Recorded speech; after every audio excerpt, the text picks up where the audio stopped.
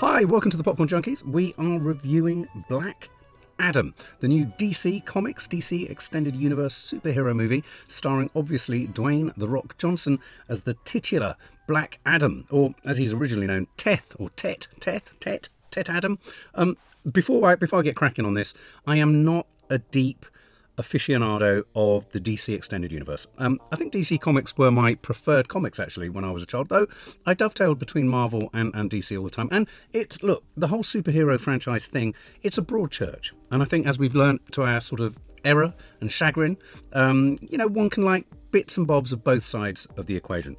But I think it's fair to say that in the press and in the sort of trade mags and in the industry, there's a sense that perhaps Warner Brothers and DC is on the back foot a little bit. I personally think that all superheroes are on the back foot a bit. I don't think Marvel's particularly firing on all cylinders. I think a lot of hope is being sort of invested in the sequel to Black Panther. And I think that the DC Extended Universe, we've got Flash on the horizon. I think there was a high point, though not necessarily the highest point at the box office, with The Batman. And I just wonder whether the market for what I call light, frilly, surface level kind of superhero conflict in the old-fashioned way, which is like lots of fights, lots of explosions, villains wanted to control the world and all that kind of stuff, whether the market for that is starting to wane for the kind of, the macro kind of fights and superhero battles, and actually there's possibly a preference in film lovers for the micro or the interior and all that kind of stuff. It's something we've often felt, why does everything have to explode? Why can't things implode, in a sense? So Black Adam, what is Black Adam? Black Adam is essentially an origin story. This has been a pet project for Dwayne "The Rock" Johnson.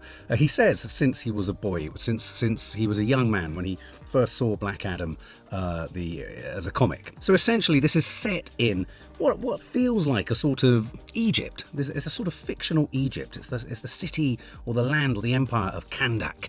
And essentially Black Adam was a former slave who kind of tried to kind of rebel and, sort of step outside his caste or class, wanted to kind of almost free the people and all that kind of stuff, and was essentially punished for this and was imprisoned. He was essentially imprisoned by the gods and all this kind of stuff. I mean, for me, all this kind of stuff is kind of the least kind of interesting part of superheroes. So, we essentially have a man or a superhero or a being, a sort of deity type figure who's been ensnared and trapped. And this is the weird thing about this, because Black Adam, as you all know from the kind of lightning bolt, I think he used to be an antagonist to Shazam, which is, another film in the DC Extended Universe. And Shazam is very much a sort of silly film. And, even the word Shazam is a bit silly, isn't it? And this film, his strength and his coming into being and all this kind of stuff also pivots around saying the word Shazam. And I don't know if I'm being an old stick in the mud, but I like comedy and I like silliness in superheroes. But the heft of the word Shazam doesn't feel weighty enough, actually, for Black Adam. Anyway, so this film starts. Let me give you it straight. I really liked the first 40 minutes to an hour of this film. I thought it was really refreshing to get a film that parked itself quite clearly in a sort of pseudo-Middle Eastern or generic Middle Eastern kind of location. There was politics in this. They were talking about imperial oppressors. They were talking about the idea that mercenaries now run this kind of, essentially, let's call it this sort of Arabic civilization or Arabic country. Clearly parallels being drawn there with perhaps Iraq and Afghanistan, Syria, all this kind of stuff. But also, even when we have the Justice Society, which I'll explain who they are in a minute, but they're like the Justice League. They're kind of United Nations of goodies, good superheroes who are there to kind of manage the kind of, the behaviour of cities and make sure evil doesn't happen and just keep the order and law and order and all that kind of stuff. But as they rightly said at one point in this film, it's all right, you pick and choose your law and order. And for me, the most interesting aspect of Black Adam, and I was surprised to find this in the film, was that in a sense, Dwayne "The Rock" Johnson's Black Adam is a Middle Eastern freedom fighter. And I was flabbergasted by this, because this is just not necessarily a narrative you get. And in a weird way, what this film kind of talks about a little bit is how, because Black Adam is he a villain? Is he a hero? Do heroes kill? All this kind of stuff it gets kicked up in the air in this film. In a sense, this film kind of tickles at the edges of that idea, which we've talked about before, which is one person's freedom fighter is another person's enemy. And so whilst Black Adam could be seen as morally corrupt, he doesn't value life, he's into torturing, essentially. He doesn't mind kind of throwing people around and all that kind of stuff. He doesn't care how he gets the information he needs. At the same time, he's also potentially the liberator of a society that feels oppressed, taken advantage of, and essentially feels like it's a battlefield for imperial interests to, wreak havoc within. And that, and I thought, well, they're going to touch upon that and they're going to leave it, but they didn't. They touched upon it and they kept it. I liked that. I thought this film actually, surprisingly, needs to be kind of championed for the fact that it wasn't afraid to actually go for quite a provocative and progressive kind of political statement on global imperialism by Americans. Wow. And as I say, this is the origin. So they're in a cave and they're going through the rocks and they're kind of looking for this crown, and she's an archaeologist of sorts, and they find the crown and it's made of this amazing kind of green material. And a classic kind of superhero story evolves in which Black Adam is essentially called from his slumber. He's drawn from his imprisonment by the gods, and then he kind of is back in this modern world. And really, Dwayne "The Rock" Johnson, what do you think of him? Are you a fan of Dwayne "The Rock" Johnson? I think he's got great comedy bones, and I know that he's coming for a bit of stick with this film, sort of saying he's played it safe and all that kind of stuff. His character doesn't say a lot, and there's a lot of fights. But I thought his disorientation and his kind of confusion as to the way in which the world had evolved and moved, and his trying to get to grips with what are these strange moral codes that these humans live by, and why can't I just kill him? And then you've got this wonderful young boy on a skateboard, brilliant. He's almost like Marty McFly from Back to the Future, but in the Middle East. And he's kind of guiding Black Adam as to you've got to have a catchphrase before you kill and all this kind of stuff. So there's a bit of riffing and joking about superheroes and all that kind of stuff. Wonderful detail is the fact that this boy on the skateboard, around whose family the whole story pivots. It pivots around really this boy and his mum and their whole story. His bedroom, what's really funny is his bedroom is a shrine to every single DC Comics character. Aquaman, Batman, Superman, all that kind of stuff. And there's a wonderful fight scene in this where in slow-mo you see Black Adam's fist and sort of damage happen to various kind of action figures and posters and all that kind of stuff. So I thought there were great moments in it like that.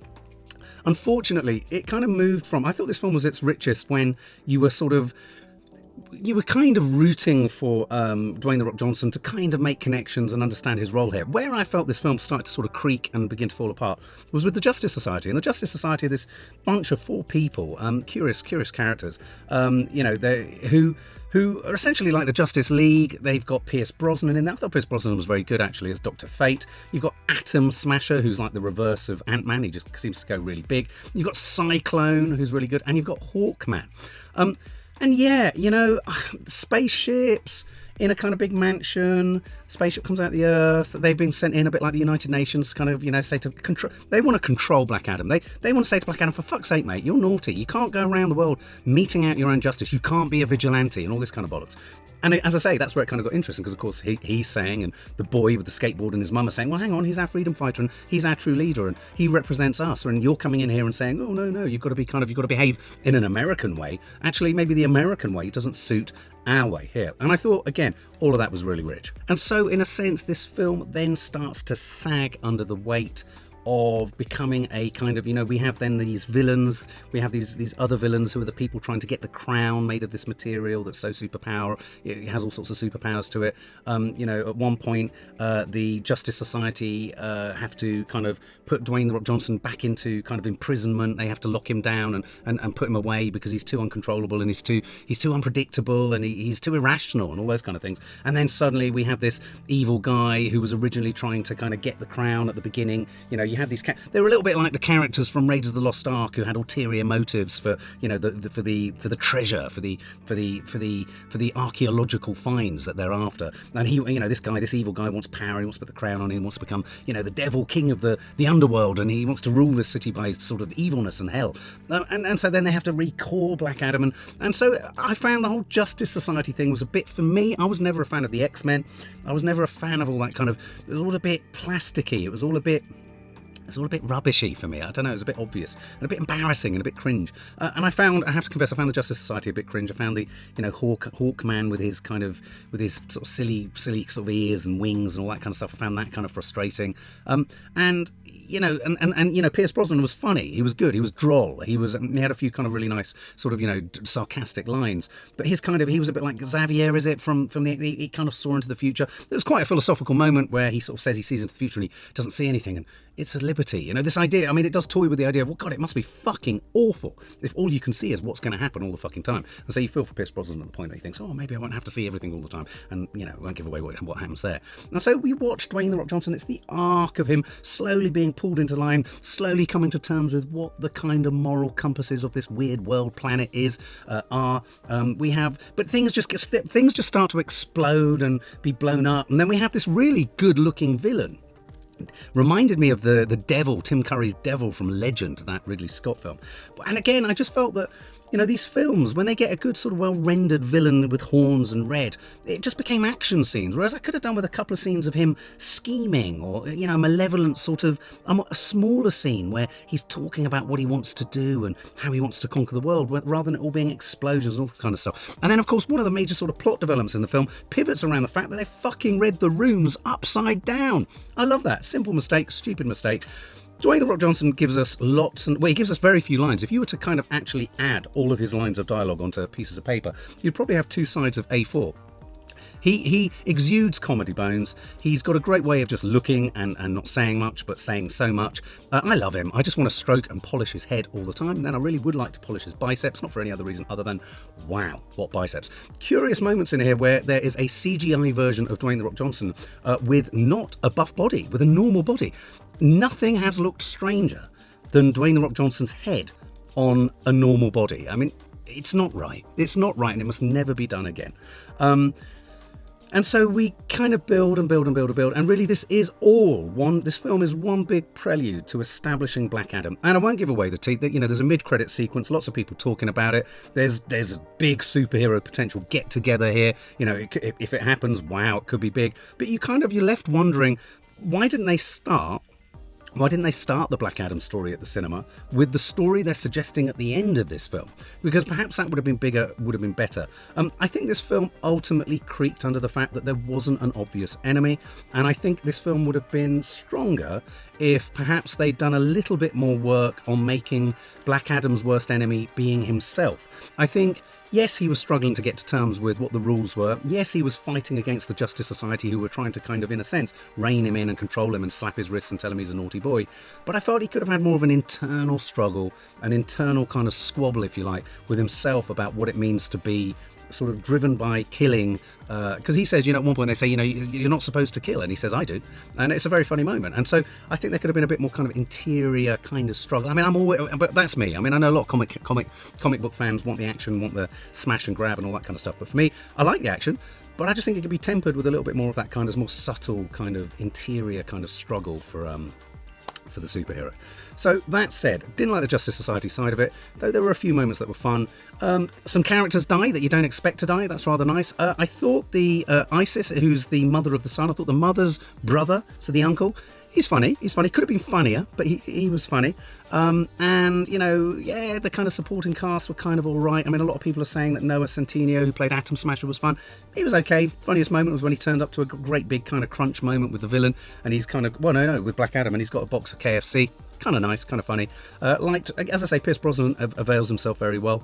But I was left at the end of this thinking, okay, this is entertaining, and it's fine, but why? Why not? Why didn't they start, without giving it away, why didn't they start the Black Adam story in the cinema with the film that they're very much suggesting at the end of this film? And why didn't they make more of Black Adam's struggle himself with evil and good and that whole kind of thing? I think, in a sense, they should have done away with the obvious villain in this film and made Black Adam his own villain. We should have just interrogated that more. I think it was... But that said, it's getting absolutely hammered by the critics. Absolutely hammered. And I have to say, I think the first 45 minutes to an hour are totally acceptable and agreeable. I think you'll have great fun if you take the kids to see it. It's funny, it's entertaining, it's smash 'em up, it's superhero, it's silly, but it's also kind of like, it's quite exciting. So, I think the critics are being overly harsh when there have been much worse superhero films made in recent years. I mean, I know a lot of you fans of Doctor Strange. I was not a fan of the recent Doctor Strange. It was a mess. And I think, this is very conventional superhero comic book stuff. And I do think that we are possibly, after the Flash film next year, we could well end up seeing the end of this kind of stuff. I think it's going to have to turn inwards and go darker, even if they're dealing with things like, I don't know, Superman, Batman, whatever. I just wonder whether it needs to go darker. But I tell you what, I was so spectacularly pleased to see this dealing with some tricky sort of global politics, cultural politics. I thought that was really good. If I was to give it a score, it's a hard one. Rotten Tomatoes at the moment is 44. For the kind of film it is, I think that's a bit too harsh. I would give this 60 out of 100. For more film and family fun, don't forget to click the subscribe button and make sure to click the bell to never miss an update.